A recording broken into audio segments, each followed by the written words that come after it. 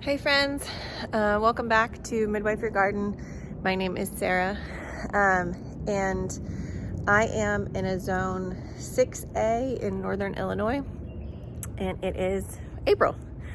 So I just wanted to do a quick April update. If you just do a quick glance around, it really doesn't look like a ton is happening, but I'm going to take you for a little bit of an up closer look, and you'll see that there's actually a lot changing in April. So the first thing we're gonna do, flowers aren't really my forte, but I'm trying to get a little bit better with them.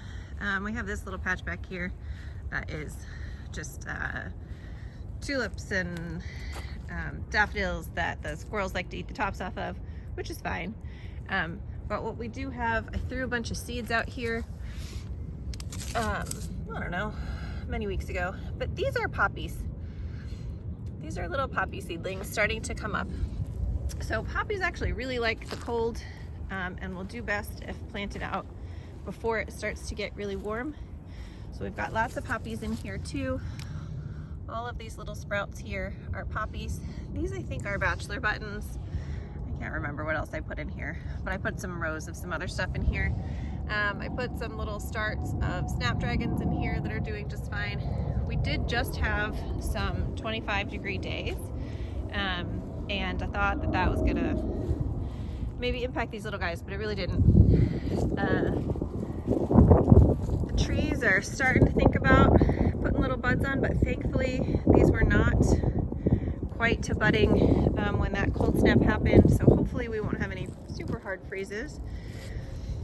The raspberry plants are starting to send up their new shoots. My raspberries all grow on new growth, so they are premacanes, I think is what that means. So it's just the ones that come up this year will send out a little bit in the spring and then a bunch more in the fall.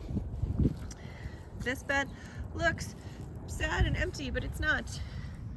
These are all of our spinach shoots coming up, radishes coming up, all kinds of fun stuff coming up. Ooh, our first little pea shoot. Hope we get a few more of those soon. So things really are starting to grow. This is the garlic, has been up for a good long while now, happy as a clam. We have, again, some more radishes, and I don't know if you can see them, but little carrot shoots starting to come up all over the place. So we're having a great time there. This is the brassica bed that I did manage to cover after I planted them, and I'm not going to uncover them right now, but you can see these are starting to kind of push up. So they are growing just fine. I did stupidly plant out a brassica bed also over here, and they are not so good because I did not put a fancy blankie on them, and they should be able to handle weather down to, you know, high 20s, but I think it was just too much too soon. I did have them out and hardened off for a solid week and a half before I put them in, but I did not cover them with a blankie, and they are not going to grow. I have some replacements coming, but it's a little bit sad. These are the spinach from last fall that are waking up and starting to do some things. This was another little bed. We've got some radishes in here, and there I think are some little beets growing in there, but I haven't taken this off yet. So again, the peach tree, which really struggled last year, but looks like it's putting on lots of nice buds for this year. I can get that. So I'm super excited about that.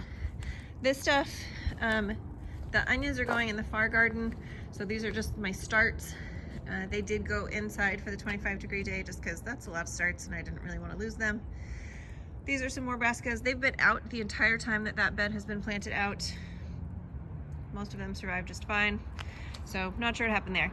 We have a tiny bit in the front yard I want to show you, and then I'll show you all the fun stuff we're doing inside pre-last frost date. Okay, so the biggest things we've got going on out here are that the chives are definitely up and running. The dill has sprouted. We are not in need of dill in the house, but we do have swallowtail butterflies that come back every year.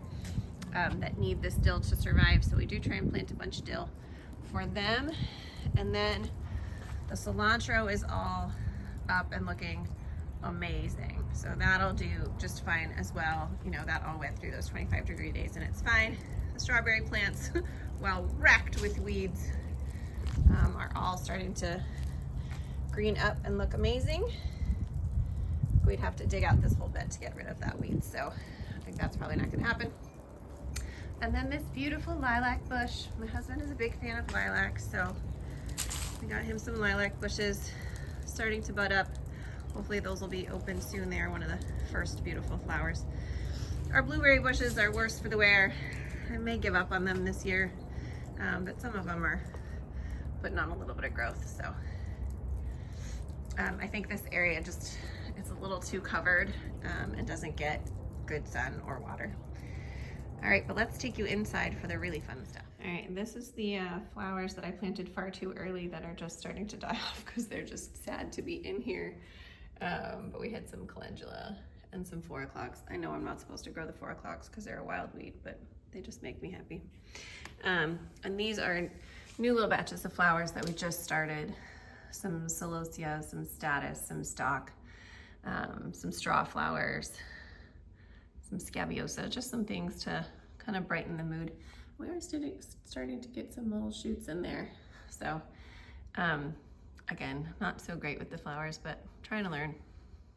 Okay, I do want to preface these indoor plants by stating very clearly that these are all frost tender plants. They cannot be planted out until the last frost date in your area. Easily found by Googling last frost date and then putting in your zip code. Here in our zone 6A, that's usually around Mother's Day, is safe to plant out. But obviously looking at that 10-day forecast and making sure that there are no frosts up and coming. But having said that, take a look at these babies. So let's start on the bottom here. The bottom is mostly my peppers.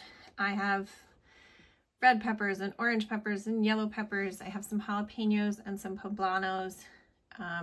Poblanos are as a non-dried pepper poblanos, and if you dry them, they're anchos, ancho chilies. So same. These are some of my indeterminate tomatoes, orange Wellingtons, and my sun-gold cherries in the back there. I think I am trying Old German this year, so that one's new to me. Up here, these are just, again, some little experimental flowers. So these are more zinnia seeds. These were supposed to be marigolds. Those are definitely zinnias, but that looks like a little baby marigold trying to come up. I always have a really hard time getting my marigolds to germinate inside, so I'll plant a bunch of them outside too. This is also just kind of a mishmash indeterminate tomatoes that I really like. Damsel, they're kind of a medium-sized pinkish tomato and they do really well. Got some eggplants, just some Black Beauty eggplants. Super sweet 100 cherry tomatoes, I think is what those are. Some tomatillos, some celery, and in the back, I can't really see it, some celeriac. And then sweet potato slips. My sweet potatoes just hang out over here in cups with warm water, and then when they get about this big, I'll take that one in a minute. I just pop them off and just put them in a cup of water and move them under the lights, and they start growing little roots. These are actually the last things that ever go out. Sometimes I don't put them out until the end of May, and then I put them under cover. Sweet potatoes do not grow exceptionally well in my area, but I've been doing okay with them. But they really need to not ever be under 50 degrees. So they need frost blankets if you're planting them out in May, just to keep them safe under that 50. All right, this is my other grow room. All of the rest of these that are frost tender are fine as long as the weather stays above actual freezing. They do better when the weather is 50 and up, but actual freezing is kind of where we're at. These are my determinate tomatoes, Super Sauce, which claims to be an indeterminate type of Roma tomato, but it's not really. But they are huge. It is a hybrid, but I love them. I'm starting some chamomile this year because I do like some chamomile tea. These are the cherry tomatoes. I may have over germinated. So some extra cherry tomatoes back there that I'm going to donate to a friend. These are also probably going to get donated to friends. Just extra peppers that have come up recently, and some more eggplants in the back there. More flowers. Some of these marigolds actually did germinate, not a ton of them, but more than the other flat. Lots of calendula, just because it grows really nicely and it's very easy to grow. And some blue morning glories. Don't yell at me. I know they're bad, but they're so pretty. And then we're trying Amish paste for the first time this year. You hear so many good things about it, that we are going to give that a go as one of our paste tomatoes. So that's it, folks. That's what we have growing in April in a zone 6A. What do you got growing?